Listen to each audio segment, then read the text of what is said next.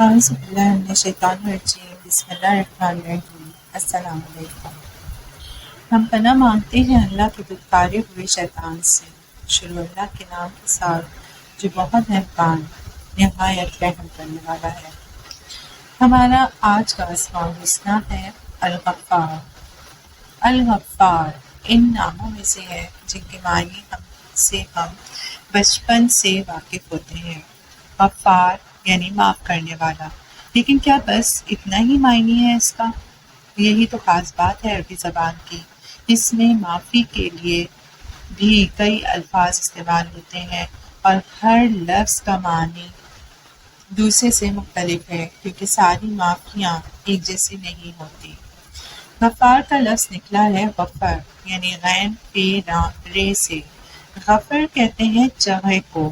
غفر ہیلمٹ کو بھی کہتے ہیں۔ جگہ یا ہیلمٹ کیا کرتے ہیں کہ کسی کے جسم یا سر کو ڈھانپتے ہیں۔ اس سے غفر کا معنی ہے ڈھانپ دینا۔ انگریزی میں کہتے ہیں کور کر دینا۔ غفر کا دوسرا معنی ہے معاف کر دینا۔ اس کا ایک تیسرا معنی بھی ہے، ہم آپ کو بتائیں گے لیکن آخر میں، اور وہ معنی بہت دلچسپ ہے، شاید وہ آپ کا سارا کانسیپٹ ہی بدل دے۔ پہلی بات کرتے ہیں غفر کے پہلے دو میننگز کے بارے میں، ڈھانپ دینا اور معاف کر دینا۔ غفر سے غافر کا لفظ بنا ہے یعنی معاف کرنے والا، لیکن غفار کا لفظ فعال کے صیغے پہ ہے۔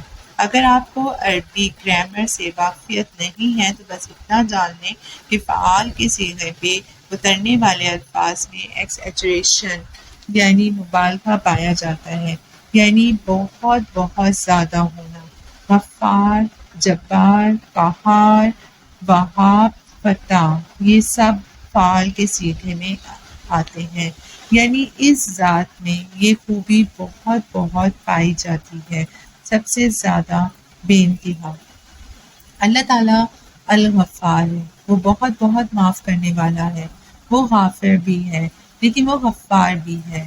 انسان زیادہ سے زیادہ غافر ہوتے ہیں، بس معاف کرنے والے، لیکن اللہ تعالیٰ غفار ہے، وہ اتنا معاف کرتا ہے جتنا کوئی سوچ بھی نہیں سکتا۔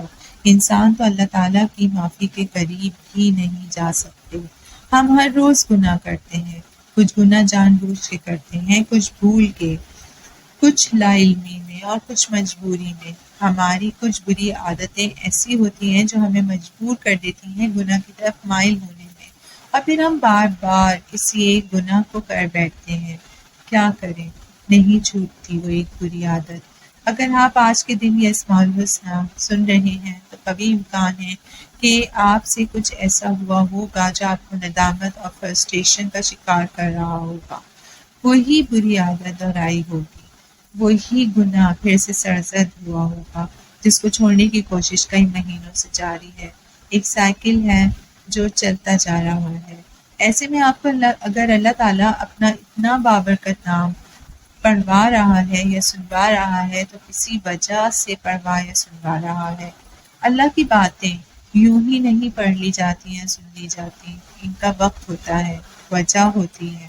آپ سے جو کچھ بھی ہوا ہے بس اتنا جان لیں کہ آپ کا رب بہت بہت غفار ہے، برا معاف کرنے والا ہے۔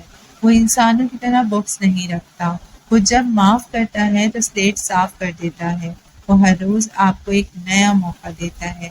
آپ سے ہر روز 1,00,000 گناہ بھی سرزد ہو جائے، ہر سانس کے ساتھ گناہ سرزد ہوں، وہ تب بھی آپ کو معاف کر دے گا جتنی دفعہ آپ اس سے معافی مانگیں گے۔ یہ نہیں ہوتا کہ آپ نے ایک گناہ کیا اور اس کی گڈ بک سے نکل گئے۔ آپ نے کیوں سوچا کہ میری اس گناہ کی وجہ سے اب اللہ مجھ سے نفرت کرے گا، اب وہ مجھ پر اپنا قہر نازل کرے گا، اب بس میں اس کے ملعون لوگوں میں سے ہو گیا ہوں۔ ایسا نہیں ہوتا۔ اللہ تعالیٰ آپ کو اپنا انعام پڑھوا رہا ہے یا اس کے بارے میں سنوا رہا ہے تاکہ آپ کو پیغام مل سکے کہ اس کی معافی بہت بڑی ہے۔ آپ سے بھلے جتنا بڑا گناہ ہو گیا یا آپ سے جتنا چھوٹا گناہ ہو گیا، آپ نے واپس اس کی طرف آنا ہے۔ آپ نے گناہ کو جسٹیفائی نہیں کرنا، آپ نے اس سے معافی مانگنی ہے، اور وہ آپ کو ایک دفعہ پھر سے اپنی پناہ میں لے لے گا۔ وہ آپ کا رب ہے، آپ کا خالق، آپ کا مالک، اس نے آپ کو بنایا ہے۔ وہ آپ کی ساری کمزوریوں سے واقف ہے، وہ آپ کی خواہشات سے بھی واقف ہے، وہ خواہشات جو آپ کو گناہ کرنے پر مجبور کر دیتی ہیں۔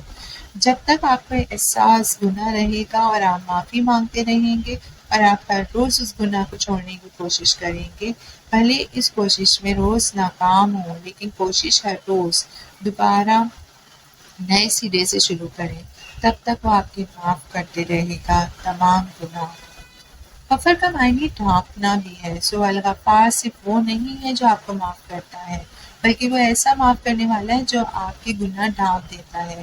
آپ اس رب کو کیوں اتنا سخت استاد سمجھتے ہیں جو ایک گناہ ہونے پر آپ کو جہنمی بنا دے گا یا آگ میں ڈال دے گا؟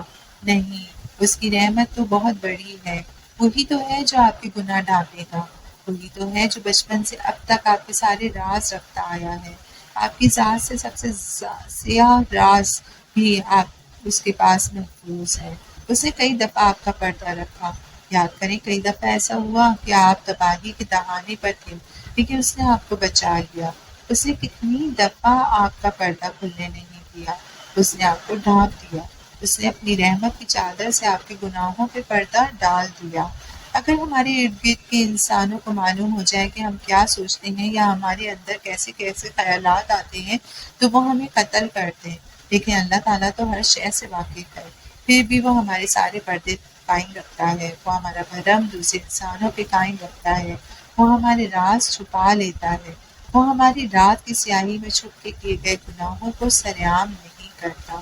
کبھی کبھی وہ آپ کے کسی ایک خفیہ گناہ کو ہلکا سا کھول بھی دیتا ہے۔ یہ ہمیشہ تب ہوتا ہے جب آپ اس گناہ میں بہت آگے نکل جائیں، تب وہ آپ کو ایک اشارہ دیتا ہے کہ اگر یہ گناہ کھل گیا تو تمہاری عزت نہیں رہے گی۔ وہ یہ آپ کی بھلائی کے لیے کرتا ہے تاکہ آپ واپس پلٹ آئیں۔ اگر اس گناہ کے کھلنے سے آپ کی عزت میں کمی ہوئی بھی ہوگی تو وہ اگر آپ اس سے معافی مانگ لیں تو وہ آپ کو واپس آپ کی کوئی عزت دلا دے گا۔ عزت اسی کی ہے، ساری کی ساری عزت وہ اپنی مرضی سے اسے لوگوں میں بانٹتا ہے، اس لیے آپ نے عزت بھی اس سے مانگنی ہے۔ اپنے گناہوں کا پردہ برقرار رکھنے کے لیے بھی اسی کو کہنا ہے اور معافی بھی اسی سے مانگنی ہے۔ اگر آپ کسی ایسی بری حالت کا شکار ہیں جو نہیں چھوٹ رہی، ہر بار بار آپ ایک ہی سائیکل میں پھنسے چلے جاتے ہیں، تو اس کے لیے سب سے بہترین دوا قرآن ہے۔ آپ خود کو قرآن کی تعلیم کے ساتھ جوڑ لیں۔ ضروری نہیں کہ طالب قرآن کا کورس ہی جوائن کریں، بلکہ کوئی بھی کورس جوائن کر لیں اور خود کو زبردستی سبق پڑھوائیں یا سنوائیں۔ ایسا نہیں ہوگا کہ بری عادت ایک دن میں چھوٹ جائے گی، اسے کئی مہینے لگیں گے، لیکن اگر آپ خود کو زبردستی ہی صحیح قرآن کے ساتھ جوڑے رکھیں تو قرآن اس عادت کو آپ کی زندگی سے دھکیل کے باہر نکال دے گا۔ صرف وہ چیزیں ہو سکتی ہیں یا وہ عادت قرآن کو باہر نکال دے یا قرآن اس عادت کو، اور اگر آپ سے وہ عادت نہیں چھوٹ رہی تب بھی قرآن کو نہ چھوڑیں۔ کبھی بھی ہرگز نہ سوچیں کہ آج میں نے وہی گناہ پھر سے کر لیا ہے، تو اب تو میں قرآن کی اہل نہیں ہوں، تو بس آج سبق نہیں پڑھوں گی۔ ہرگز نہیں، آج تو آپ نے لازمی سبق پڑھنا ہے۔ آپ کا جسم گناہ کرتا ہے، اپنے کانوں اور آنکھوں کے ذریعے جسم میں روز قرآن کو داخل کریں، پھر آپ کی اس بری عادت سے مقابلہ قرآن کرے گا۔ اس سے زیادہ طاقتور کون ہے؟ وہ آئے گا اور وہ بار بار اندر آئے گا، تو ایک دن اس گناہ کو آپ کے جسم سے نکلنا پڑے گا۔ سارا فلسفہ ہے جس کو سمجھنے کی ضرورت ہے، آپ نے بس خود کو قرآن کے ساتھ جوڑے رکھنا ہے۔ غفر کا ایک تیسرا معنی ہے دولت میں بے تحاشا اضافہ ہونا۔ اب یہ معنی بہت دلچسپ ہے۔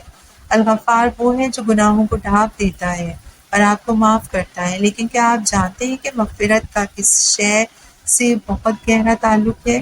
یعنی وہ شے جس پہ مغفرت بہت تیزی سے اثر انداز ہوتی ہے، جیسے آگ جلاتی ہے اور پانی بھگو دیتا ہے، ایسی ہی مغفرت جب کسی انسان کو بخش دی جاتی ہے تو وہ اپنا ایک سائیڈ ایفیکٹ ساتھ لاتی ہے، اور وہ ایفیکٹ لازم ہے، اور وہ ہے انسان کے رزق میں اضافہ، اس کی اولاد میں اضافہ اور اس کی مالی حالت کا بہتر ہونا۔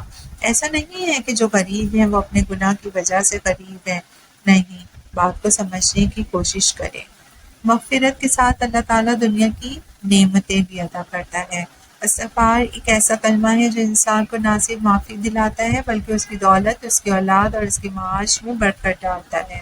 اللہ تعالیٰ کا وعدہ ہے کہ پھر میں نے کہا مانگو اور اپنے رب سے، بے شک وہ ہے بہت بڑا غفار، برسائے گا وہ آسمان سے تم پہ موسلادھار بارش اور مدد دے گا تمہیں مالوں اور بیٹوں سے، اور بنائے گا تمہارے لیے باغ اور بنائے گا تمہارے لیے نہریں۔ کیا ہوا تم کو کہ نہیں تم امید رکھتے اللہ تعالیٰ سے کسی وقار کی؟ یہ سورہ نوح کی آیت نمبر 10 سے 13 تک ہے جو میں نے ابھی آپ لوگوں کو سنائی۔ یعنی کیا تم اللہ سے اتنی سی ڈگنیٹی کی توقع بھی نہیں رکھتے کہ اگر تم استغفار کرو تو وہ تمہیں سے یہ سب عطا نہیں کرے گا؟ استغفار کرنا ایک ایسا فارمولا ہے جو انسان کو یہ سب دلاتا ہے جس کے پیچھے ساری انسانیت بھاگتی ہے۔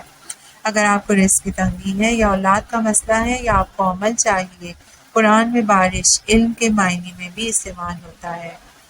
یہ آپ کو نعمتوں کی بارش چاہیے، باغ، نہریں، یعنی بہت سی پراپرٹی چاہیے، ایسی پراپرٹی جو آپ کو گھر بیٹھ کے روزی کھلا سکے، جس کو ہم پیسیو انکم کہتے ہیں۔ تو یہ سب آپ کو ہر روز استغفار کرنے سے ملے گی۔ استغفار کا کوئی سا کلمہ یاد کر لیں اور اس کو اٹھتے بیٹھتے دہرائیں، آپ کے گناہوں پہ پردہ بھی پڑا رہے گا اور آپ کی نعمتوں میں اضافہ بھی ہوگا۔ ایسے ہی گناہ آپ کی نعمتیں کم کرنے کا بھی سبب بنتے ہیں۔ انسان کو کوئی چیز ملنے والی ہوتی ہے، اس کی کوئی دعا قبول ہونے والی ہوتی ہے کہ اس کا کوئی گناہ درمیان میں آ جاتا ہے۔ اللہ تعالیٰ سے دعا کرتے ہوئے یہ ضرور مانگا کریں کہ وہ گناہ جو آپ کی دعا کی قبولیت کے راستے میں رکاوٹ ہے وہ اس کو معاف کر دے، اور دیکھیے گا آپ کی زندگی ہی بدلتی جائے گی۔